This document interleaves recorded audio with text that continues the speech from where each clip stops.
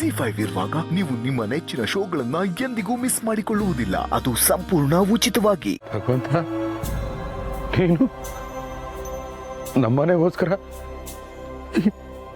ಈ ಅವತಾರದಲ್ಲಿ ಬಂದಿದ್ಯಾ? ನಾನು ನಿನಗೆ ಹೇಗೆ ಕೃತಜ್ಞತೆ ಹೇಳಬೇಕು ಗೊತ್ತಾಗ್ತಿಲ್ಲ. ಶಿವಪ್ರಸಾದ್, ನನ್ನ ಸ್ನೇಹಿತನ ಮನೆ ನನ್ನ ಮನೆ ಅಲ್ವಾ?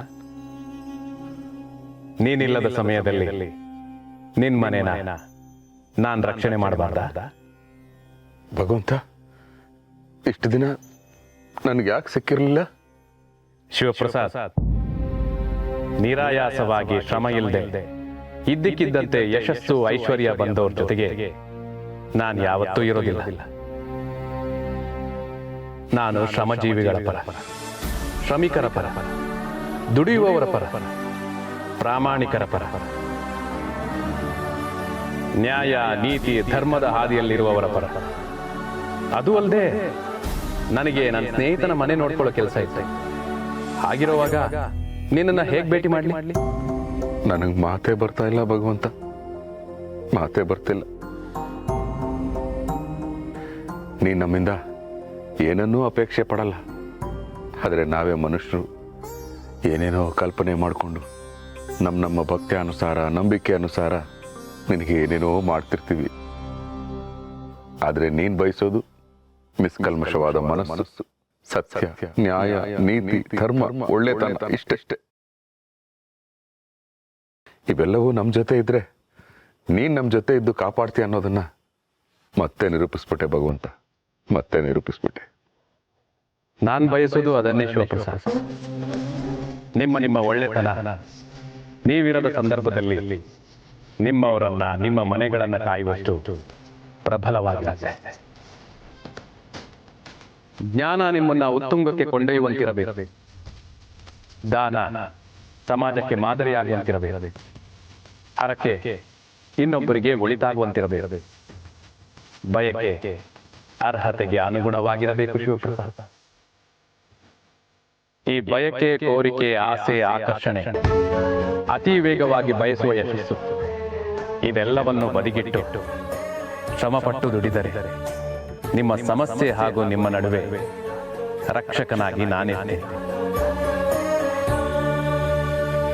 ಹೀಗೆ ಆಡಿಸೋನು ಅವನೇ, ಬೀಳಿಸೋನು ಅವನೇ, ಚಾಟಿ ಹಿಡಿದ ಕೈಗೆ ಜಗವೇ ಬುಗುರಿತಾನೆ.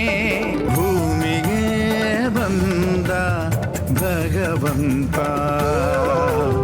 ಭೂಮಿಗೆ ಬಂದ ಭಗವಂತ.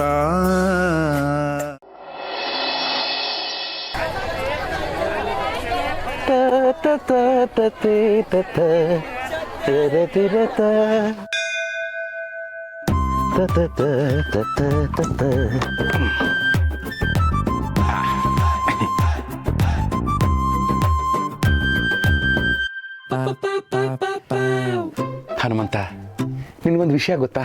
ನನಗೂ ನಿನಗೂ ಅಂತ ವ್ಯತ್ಯಾಸ ಏನೂ ಇಲ್ಲ. ನಿನ್ನ ಬಾಲ ನನ್ನ ಸಾಲ ಬೆಳಿತಾನೇ ಇರುತ್ತೆ, ತುದಿನೇ ಸಿಗಲ್ಲ.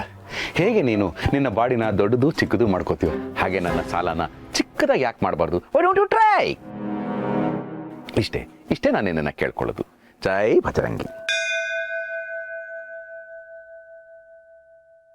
Excuse me. ಎಸ್ ಸರ್, ಈ ಬ್ಯಾಗ್ನ ಒಂದು 5 ನಿಮಿಷ ನಿಮ್ಮ ಹತ್ರ ಇಟ್ಕೊತೀರಾ? ಸ್ವಲ್ಪ ಕೆಲಸ ಇದೆ, ಹಿಂಗೆ ಹೋಗಿ ಬಂದ್ಬಿಡ್ತೀನಿ. ಹಾ, ಈ ಬೆಂಗಳೂರು ಮಹಾನಗರಿಯಲ್ಲಿ ಯಾರನ್ನು ನಂಬದೇ ಇರುವಂತಹ ಕಾಲದಲ್ಲಿ ಬ್ಯಾಗ್ ನೋಡ್ಕೊಳ್ಳಿ ಅಂತ ನನಗೆ ಹೇಳ್ತಾ ಇದ್ದೀರಲ್ಲ. ನೀವು ರಿಯಲಿ ಗ್ರೇಟ್ ಸರ್. ಮೋಸ್ಟ್ಲಿ ನಿಮಗೆ ನನ್ನಲ್ಲಿರೋ ಒಳ್ಳೆ ಮನುಷ್ಯ ಕಾಣಿಸಿದಾನೆ ಅಂತ ಅನ್ಸುತ್ತೆ. I appreciate it. Thank you very much sir. ನೀವು ಸಾವಕಾಶವಾಗಿ ಹೋಗಿ ಬನ್ನಿ, ನಾನು ನಿಮ್ಮ ಬ್ಯಾಗ್ನ ನೋಡ್ಕೊಳ್ತೀನಿ. ನೋಡಿದ್ಯಾ ಭಗವಂತ, ಯಾರ್ಯಾರಿಗೂ ನನ್ನಲ್ಲಿರೋ ಒಳ್ಳೆ ಮನುಷ್ಯ ಕಾಣಿಸ್ತಾ ಇದ್ದಾನೆ, ಆದರೆ ನಿನಗೆ ಮಾತ್ರ ಕಾಣಿಸ್ತಾ ಇಲ್ವಲ್ಲ? ವೈ? ಯಾಕೆ? ಎಂದಕ್ಕೋ? Excuse me. No, you are not excused. Why? ದೊಡ್ಡವ್ರು ಮಾತಾಡ್ತಾ ಇರ್ಬೇಕಾದ್ರೆ ಮಧ್ಯೆ ಡಿಸ್ಟರ್ಬ್ ಮಾಡ್ತೀರಾ? ಹೌದಾ? ಓಕೆ, ಈ ಬ್ಯಾಗ್ ಯಾರ್ದು? ಇವನು ಯಾರೋ ಫಾರ್ಮಲ್ಸ್ ಹಾಕೊಂಡಿರೋ ಇನ್ಫಾರ್ಮಲ್ ಕಳ್ಳ ಇದ್ದಂಗೆ. ಇವನ ಹತ್ರ ಬ್ಯಾಗು ಬೇರೆಯವ್ರದ್ದು ಅಂತ ಹೇಳ್ಬಾರ್ದು. ನಂದೇ ಅಂತ ಹೇಳ್ಬಿಡ್ತೀನಿ. ನಂದೇ. ಇನ್ನೊಂದ್ಸಲ ಕೇಳ್ತೀನಿ, ಕರೆಕ್ಟ್ ಆಗಿ ಹೇಳಿ, ಯಾರ್ದಿದು ಬ್ಯಾಗು? ಹಲೋ, ವೃತ್ತ ಬರ್ದಾಗಿದೆ, ಕೈಯಲ್ಲಿ ಬ್ಯಾಗ್ ಇಟ್ಕೊಂಡಾಗಿದೆ. ಈ ಬ್ಯಾಗಲ್ಲಿ ಇರೋದೆಲ್ಲ ನಂದೇ ನಂದೇ ನಂದೇ. ನನ್ ಮಗನೇ ಕಳ್ರ ಗುಂಪಿನ ನಾಯಕ ಇದ್ದಂಗಿದ್ಯಾ? ಆ ಕಳ್ಳನ್ ಮಗ ಕದ್ಕೊಂಬಂದು ಕೊಟ್ಟಿರೋ ನನ್ ಬ್ಯಾಗ್ನ ನಿನ್ ಬ್ಯಾಗು ಅಂತ ಹೇಳ್ತೀಯ? Don't use bad words. ನನ್ ಬಗ್ಗೆ ನಿನಗೇನು ಗೊತ್ತಿಲ್ಲ. ನಾನು ಎತ್ತಿದ್ರೆ ಗದೆ, ಇಳಿಸಿದ್ರೆ ಒದೆ. ಚೆನ್ನಾಗಿದೆ ಪ್ರಾಸ. ಈಗ ತಗೋ ನನ್ ಗೂಸ. ನಿಧಾನ ನಿಧಾನ. ಇಲ್ಲಿ ನಿಧಾನ ಅನ್ನೋ ಬದಲು ಅಲ್ಲಿ ನಿಧಾನ ಅಂದಿದ್ರೆ ಅವ್ನು ನಿಧಾನವಾಗಿ ಹೊಡಿತಿದ್ನಲ್ಲೋ. ಮುತ್ತಿನಂತ ಮಾತು ಹೇಳಿದ್ರಿ ಮಾವ. ಹೊಡೆಯೋದೇ ತಪ್ಪು, ಅದ್ರಲ್ಲಿ ನಿಧಾನವಾಗಿ ಹೊಡೆಯೋದು ಬೇರೆ, ಜೋರಾಗಿ ಹೊಡೆಯೋದು ಬೇರೆ ಅಂತೆ. ಇದ್ರಲ್ಲಿ ಮುತ್ತಂತ ಮಾತು ಬೇರೆ ಅಂತ ಹೇಳ್ತಾ ಇದೀಯಾ? ಸುಮ್ಮನೆ ಐತೆ. ಆಯ್ತು ರೀ. ನಿಧಾನ ನಿಧಾನ. ಇನ್ನೆಲ್ಲ ಕೋಪನ ಒಟ್ಟಿಗೆ ತೀರ್ಸ್ಕೊತಾ ಇದೆಯಾ ಇವಾಗ್ಲೇ? ಅನ್ರಿ ಅನ್ನಿ, ನನಗಲ್ದೆ ಇನ್ಯಾರಿಗಂತೀರಾ? ಮೂರತ್ತು ಗಂಡ ಮನೆ ಮಕ್ಕಳು ಅಂತ ದಿನಕ್ಕೊಂದೊಂದು ವ್ರತ ಮಾಡ್ಕೊಂಡು ನಾನು ಅರ್ಧ ಜೀವನನ ದೇವ್ರ ಮನೇಲೇ ಕಳೀತಾ ಇದ್ದೀನಲ್ಲ. ಅನ್ಸ್ಕೋಬೇಕಾದ್ದೆ, ನಾನು ಅನ್ಸ್ಕೋಬೇಕಾದ್ದೆ. ನೀವು ಯಾವನ ಹತ್ರನೋ ಒದೆ ತಿನ್ಕೊಂಡ್ಬಂದು ಔಷಧಿ ಹಾಕ್ಸ್ಕೊತಾ ಇದ್ದೀರಲ್ಲ, ಆ ವಿಠಲ್ ಅವ್ರನ್ನ ನೋಡ್ರಿ. ನೋಡ್ರಿ, ಅವರು 180 ಜನರಿಗೆ ಹೊಡೆದಿದಾರಂತೆ. 180 ಜನಕ್ಕೆ ಹೊಡೆಯೋದಂದ್ರೆ ಏನ್ ತಮಾಷೆನೇನೆ? ಅವನೇನ್ ಮನುಷ್ಯನ ಇಲ್ಲ ಕುಂಫು ಪಾಂಡಾನ? ಅಯ್ಯೋ, ನಿಜವಾಗ್ಲೂ ರೀ, ನಿಜವಾಗ್ಲೂ ಹೊಡೆದಿದಾರಂತೆ. ನನಗೆ ಅವ್ರ ಹೆಂಡತಿನೇ ಹೇಳಿದ್ರು, ಅದು ಬೆಳಗಿನ ಜಾವದ ಕನ್ಸಲ್ಲಿ ಹೊಡೆದಿರೋದು. ನಿಜ ಹಾಗೆ ಆಗತ್ತೆ. ಲೇ ಗಿರಿ, ಅವನು ಯಾವನೋ ಕನ್ಸಲ್ಲಿ ಹೊಡೆದಿದ್ದಕ್ಕೆ ನಿನ್ನ ಅನ್ಸಲ್ ನನಗೆ ಯಾಕೆ ಟಾರ್ಚರ್ ಕೊಡ್ತಾ ಇದ್ಯಾ?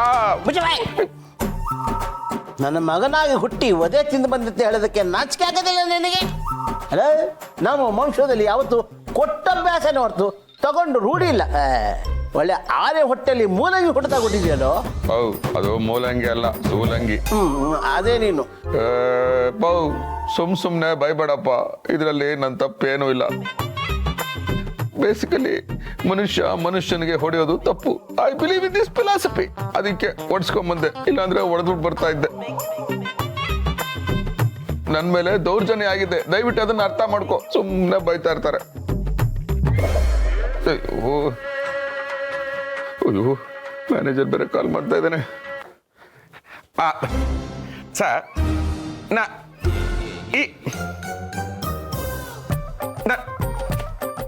Okay sir.